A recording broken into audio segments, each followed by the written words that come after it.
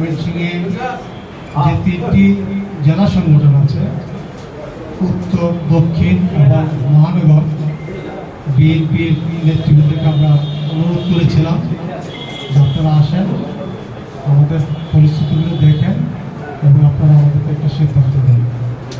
আপনারা জানেন আমরা দীর্ঘদিন ধরেই নানাভাবে অবহেলিত, নির্যাতিত। আমরা এটাও দেখেছি যে এই গত 15 বছর অনেকেই আওয়ামী লীগের চাইতেও বড় আওয়ামী লীগ হয়ে গেছে। এখন কিন্তু দিন পরিবর্তনের কারণে আমরা অনেকেই বিএনপির চেয়ে বড় বিএনপি হয়ে যাচ্ছে। কাজে আমাদেরকে এই তড়িঘড়ি করে কোনো সিদ্ধান্ত নেওয়া যাবে না। আমাদের নেতৃবৃন্দ একমত হয়েছেন, তারা বলেছেন, আপনারা জানেন যে আমাদের একটা সাংবাদিক ইউনিয়ন আছে, আমরা সদস্য করার জন্য লোক পাই নাই। দুর্দিনে আমাদের পাশে অনেকে আসে নাই। আমরা তারপরেও অনেকের বাড়ি বাড়ি যে আমরা তাদের সহিসান করে এনে আমরা রেজিস্ট্রেশন করে তাদেরকে নিয়ে ঢাকা যে আমরা আন্দোলন করেছি। আমরা বিএনপি প্রতি জামাতপন্থী যে সংগঠন আছে, সাংবাদিক নেতৃত্ব আছে, সেখানে আমরা দাঁড়িয়েছি, আমরা কনভেনশনে যোগদান করেছি, আমরা সেখানে আওয়ামী লীগ সরকারের বিরুদ্ধে কথা বলেছি। আজকে এখনো কিন্তু বিএনপি ক্ষমতায় চলে আসছে এটা মনে করবেন না। দেশে এখনো দুর্যোগ চলতেছে। প্রতিনিয়ত বিএনপির চেয়ারপারসন তারেক রহমান সাহেব খোঁজ দিচ্ছেন কোথায় কি হচ্ছে, নেতৃবৃন্দকে নির্দেশনা দিয়েছেন কোথাও যেন দখলবাজি, কোথাও যেন অনাচার, অত্যাচার, নির্যাতনের ঘটনা না ঘটে। আপনারা জানেন কালকেও বিএনপি নেতৃবৃন্দ মন্দিরগুলো পাহারা দিয়েছে রাত জেগে। অনেকেই সকালবেলা বাসায় গেছেন, আমরা তাদেরকে ফোন করে কষ্ট করে আসতে বলেছি, তারা তারপরেও এসেছেন।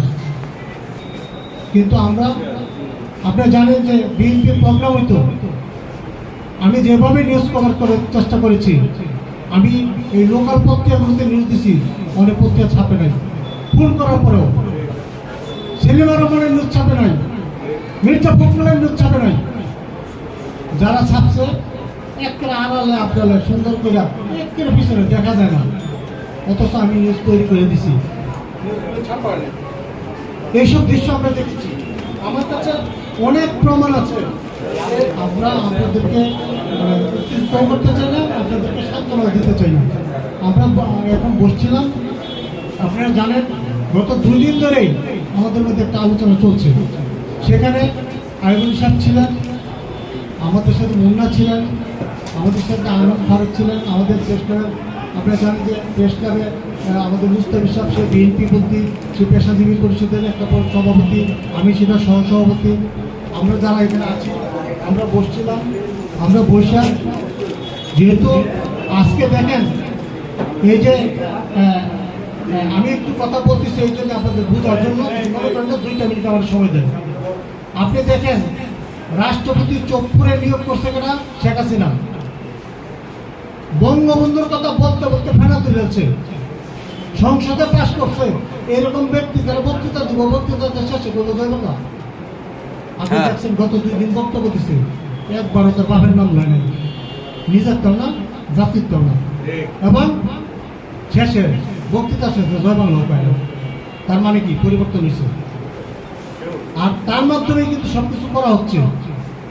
আজকে যে সংসদ বাতিল করা হয়েছে সেই করেছে, আজকে যে তত্ত্বাবধায়ক সরকার গঠিত হচ্ছে তার মাধ্যমে হচ্ছে।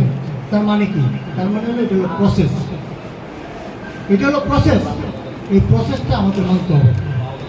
আমরা বসেছিলাম সেখানে, আমরা একমত হয়েছি যে আমরা যারা পেশাদার সাংবাদিক আছেন আমরা তাদেরকে প্রথম ধাপে সদস্য করব, এবং আমরা এই বিষয়ে যাদের তালিকা করে আমরা আমাদের নেতৃত্বের সাথে কথা বলবো, তাদের এক্ষেত্রে কথা বললাম।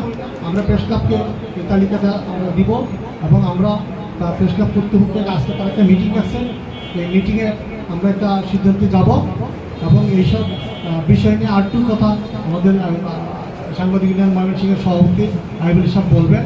হ্যাঁ, আমি আপনাদেরকে বলতেছি আপনারা আমাদের উপর আস্থা রাখেন।